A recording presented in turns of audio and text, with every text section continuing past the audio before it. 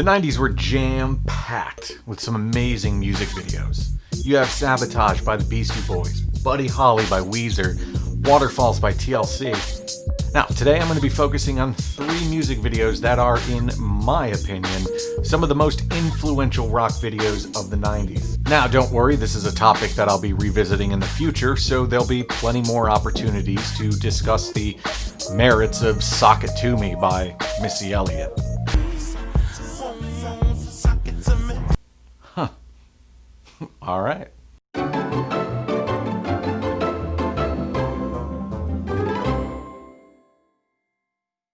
MTV used to be the best way for kids in the 90s to see their favorite artists.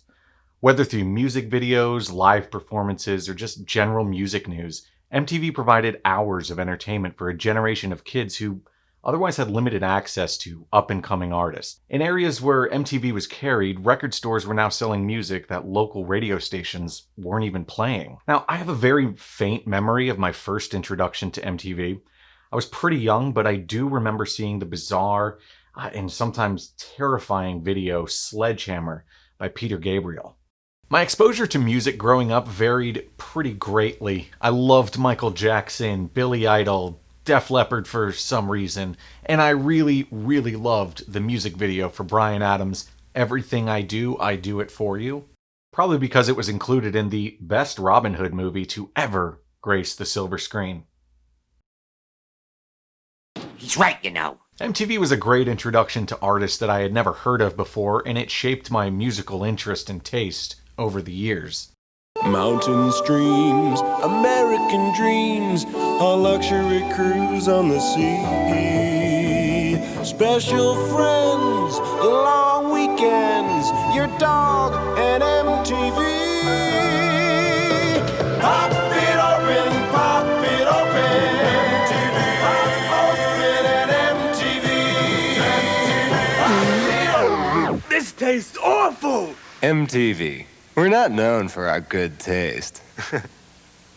Released in 1993 as the second single off their self-titled debut album, Blindmelon's No Rain is arguably less known for the music and more known for B-Girl. Formed in 1990, Blindmelon blended a mix of alternative, folk, and psychedelic rock with a little bit of blues, a little bit of grunge. Catching the eye of Capitol Records after the release of their 4-song demo, Goodfoot Workshop, Blindmelon began working on their next album with the help of producer Rick Parashar, who produced Pearl Jam's super successful album, 10. The album was released in September of 1992, but sales were slow compared to their singles Tons of Homes and No Rain.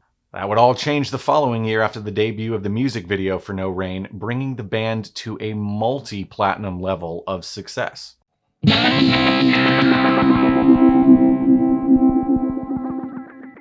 video overall is low budget. It embraces the idea of less is more. Music videos have a way of connecting artists to their fans, and in the case of No Rain, it certainly sets the tone for Blindmelon. A band that mixes genres of psychedelic and folk rock. Visually, when you see the band playing, it complements their style pretty well. It's easy to imagine them taking a nice afternoon stroll to a large open field, smoking some weed and starting up a drum circle, then diving into a hardcore game of hacky sack. Hacky sack is a brand name. The generic word is footbag, and there's all kinds of them on the market. This crocheted one is called a granny bag, and the black one with the studs is for punkers. The storytelling in No Rain is mostly upbeat and pretty easy to follow. 10-year-old Heather Deloche, donning a bee costume, starts the video off by doing a short tap dance routine, and then she's laughed off stage. Throughout the video, we see her continue to meet and perform in front of strangers with mostly the same result. Feeling defeated, we see her walk toward a gate leading into a field where she sees a group of people dressed as bees just like her. The rest of the video is a mixture of the band playing and Heather dancing with the other bee people. Bee people? Yeah, bee people. A simple and effective message of hope and finding oneself in the world around them.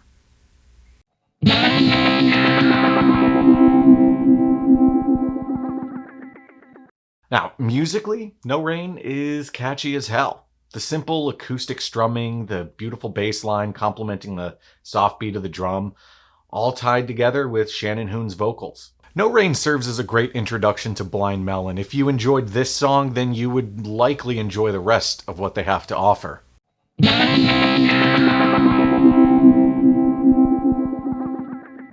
I love the simplicity of the lyrics. They are beautifully written, and they really don't seem to hide its meaning in allegories or symbolism. Now, while I think the lyrics are beautiful, they do kind of have some sad meaning. Bass player Brad Smith is credited with the majority of the writing and told Songfacts, "No Rain came from when I first moved to California. I was playing songs on Venice Beach for change, and it was inspired by just how tough it was in LA. I had bouts of depression and the whole, what am I doing out here? Am I going to go back to Mississippi? I had nobody out here. There was just no family. I didn't know a soul out here at first." Smith went on to say, so the song is about not being able to get out of bed and find excuses to face the day when you have really, in a way, nothing. It was like rock bottom. I wasn't even on drugs or drinking. It was just tough. It was just a tough point in my life. And the cool thing about that song, I think a lot of people do interpret those lyrics properly and can connect with it on that level. The line, "I don't understand why I sleep all day, and I start to complain that there's no rain." It's just a line about, I'd rather it be raining so I can justify myself laying in bed and doing nothing. But it's a sunny day, so get out and face it. Life gets better when you and your family plug into MTV. Junior's grades have improved. I got a C+ in health ed. Sis has perfect teeth. No cavities. Mom has more energy for housework. My kitchen is spotless. And so are the glasses. And Dad got a raise at the car wash. They made me head wiper. When you plug into MTV, you plug into a brighter tomorrow. If it weren't for MTV, we'd all be complete losers. Right, Dad? That's right, son. MTV, the most trusted name in music television.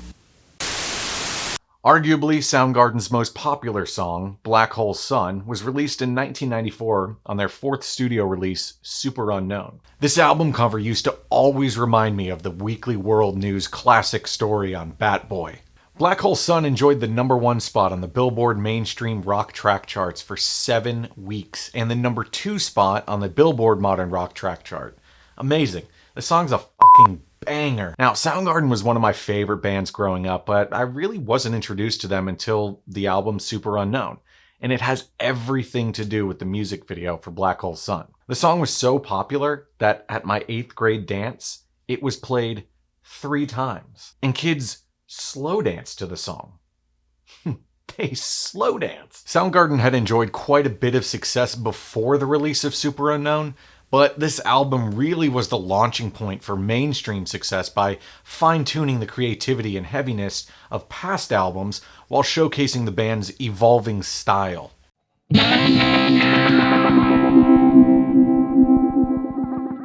The first 15 seconds of the video are nothing too special. It looks like your typical 90s era rock and metal video, with shots of a desert and a mountain area.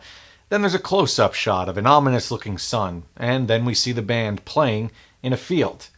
And that's where the weird kicks in. This video both fascinates me and makes me extremely uncomfortable. It's the exaggerated expressions while doing mundane and ordinary things, and then cutting back to the band playing in a field and looking bored. Music videos for me were one way I could enjoy seeing a band I like perform. In Black Hole Sun, it really only served as a mental break from all the bizarre imagery. But it was a welcomed one. This video is not bad. As a kid, though, the video made me uncomfortable, almost like I shouldn't be watching it.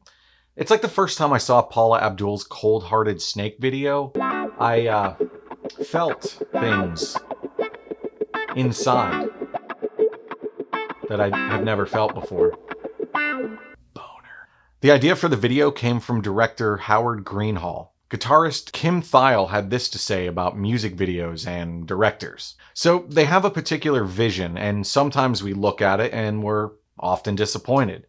We've been disappointed with most of our videos. There were a couple we were really satisfied with, though. Black Hole Sun we were satisfied with, and Jesus Christ Posed as well. Most of the others we were like, well, whatever.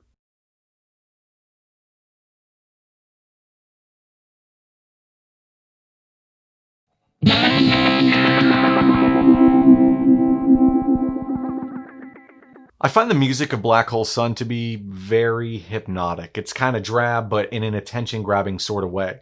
The song pulls you in and doesn't let you go. Black Hole Sun is unlike anything else in the band's catalog. It's got a little psychedelic vibe and a hair-raising tone that was once described by Jeff Gilbert of Guitar World as reminiscent of the Beatles during their glue-sniffing period. An interesting piece of equipment was also used in the recording of Black Hole Sun, called a Leslie speaker. Here's a diagram of the inside of the speaker. And here it is animated. Pretty cool, right? Things spinning. Looks like it's doing exactly what it's supposed to do. I'm not a sound engineer, but I'm easily distracted by things twirling. And always twirling, twirling, twirling towards freedom.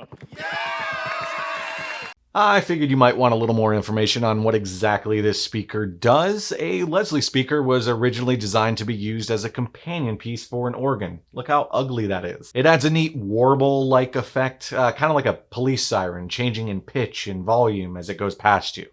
This is also known as the Doppler effect. If you listen to some 60s and 70s rock and soul, you'll instantly recognize this sound. It produces a vibrating effect that fills a room. Musically, Black Hole Sun is perfect from start to finish. It keeps you on the edge of your seat in anticipation. You know what? Even though the song clocks in at just over 5 minutes, it never really gets boring. It just builds and builds, layer upon layer. Kim Thayil compared the song to Dream On by Aerosmith or Stairway to Heaven by Led Zeppelin, and I think that is absolutely appropriate.